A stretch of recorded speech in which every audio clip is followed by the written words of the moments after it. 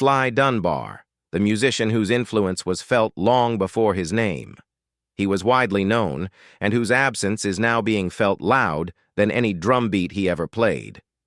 The legendary Jamaican drummer, producer, and architect of modern reggae rhythm passed away at the age of 73, leaving the global music world in a rare moment of stillness. As tributes continue to pour in from across continents, fans and fellow artists are now turning their attention toward his final farewell, while the industry reflects on a life that quietly shaped music for more than half a century. The news of Sly Dunbar's death was confirmed by family members and reported by international media outlets. It spread quickly but without spectacle. There were no dramatic announcements and no rushed explanations. Instead, there was a collective pause. A shared understanding that reggae and music as a whole had lost one of its most important foundations. Within hours, messages of remembrance appeared from artists, producers, and musicians of every generation, all pointing to the same truth in different words. Reggae will never sound the same again. Among the tributes that drew particular attention was a powerful and deeply respectful message from Madonna. Her tribute stood out not because of celebrity, but because of clarity. It highlighted something many listeners are only now fully realizing. Sly Dunbar's rhythm did not remain within the borders of reggae. It traveled. It influenced pop, rock, funk, hip-hop, and electronic music. Madonna's acknowledgement reflected how deeply his disciplined sense of groove shaped global sound, far beyond Jamaica and far beyond any single genre. To understand why Sly Dunbar's funeral is being awaited with such emotion, it is necessary to understand who he was, where he came from, and why his work mattered so deeply to so many people. Born in 1952 in Kingston, Jamaica, Lowell Fillmore Dunbar grew up in a city where rhythm was not an accessory to life, but a constant presence. Music was not something reserved for studios or concert stages. It lived in the streets, in churches, in homes, and in the powerful sound systems that echoed through neighborhoods day and night. Drums were not distant instruments to be admired from afar. They were voices. They were identity. They were communication. Sly Dunbar did not learn music through formal training or written notation. He learned the way many of Jamaica's great musicians did, by listening, by watching, by feeling. Long before he ever sat behind a drum kit, he understood rhythm instinctively. He absorbed timing, space, and movement naturally, without needing to name them.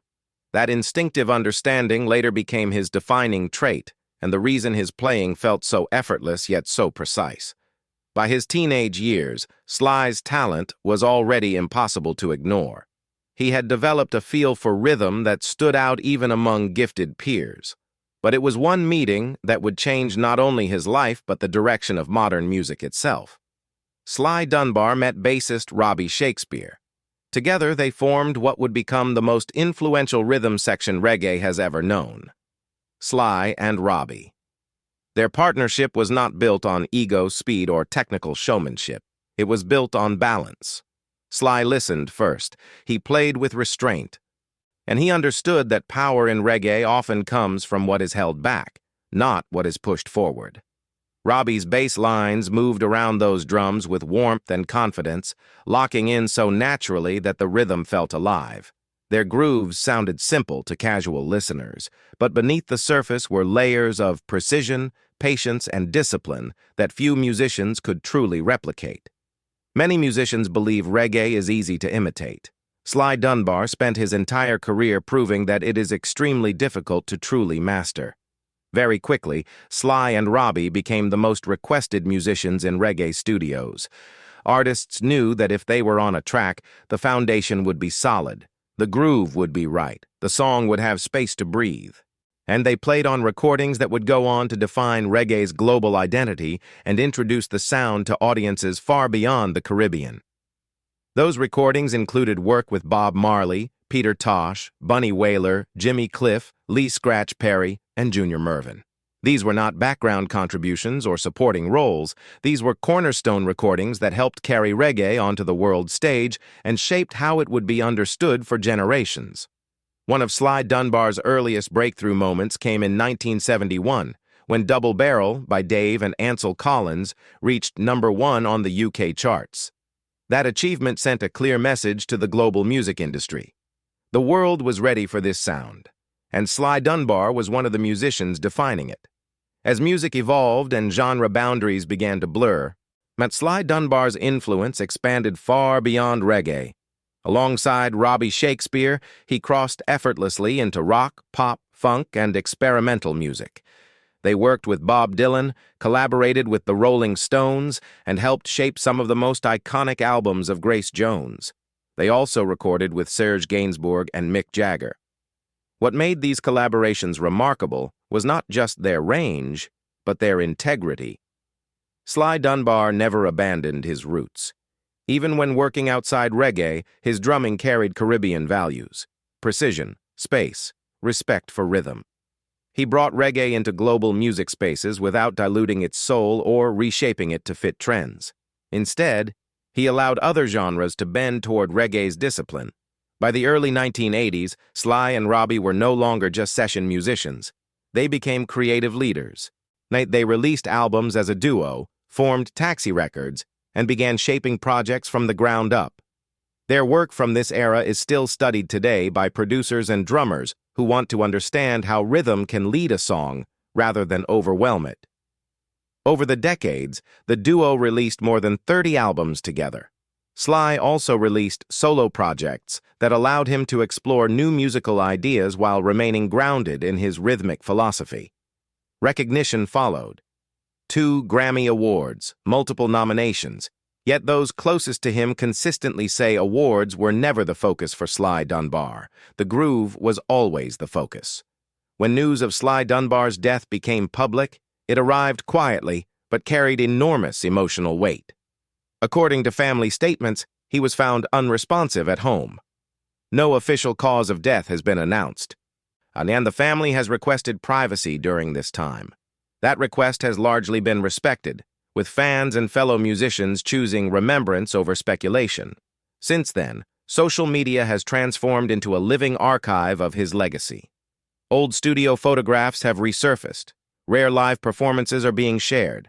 Isolated drum tracks are being studied by younger musicians who are only now realizing how much of modern rhythm traces directly back to Sly Dunbar's work. In Jamaica, radio stations dedicated hours of uninterrupted programming to his music. In cities like London and New York, reggae communities gathered informally to share memories, stories, and songs.